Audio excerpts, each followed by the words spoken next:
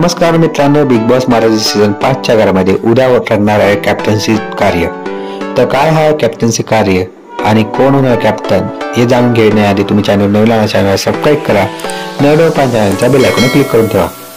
तर बिग बॉसच्या घरामध्ये बस स्टॉप हा कॅप्टन्सी कार्य होणार आहे। या कॅप्टन्सी कार्यामध्ये प्रत्येक सदस्याला आपण दुसऱ्या सदस्यापेक्षा किती कसं भारी आहे हे पटवून द्यायचं आहे आणि तिकीट घ्यायचं आहे। प्रत्येक सदस्याला जलद धावून त्या बेंचवर जाऊन बसायचं आहे। त्यानंतर आपली बाजू बांधून आपण कसं दुसऱ्यांपेक्षा सक्षम आहे कॅप्टन बनण्यासाठी हे पटवून द्यायचं आहे। त्यानंतर प्रत्येक सदस्याला तिकीट भेटेल। नुकत्याच आलेल्या प्रोमोनुसार आपल्याला असं दिसत आहे की अभिजित घनश्यामची बाजू घेऊन म्हणत आहे की घनश्याम का नाही कॅप्टन बनू शकत।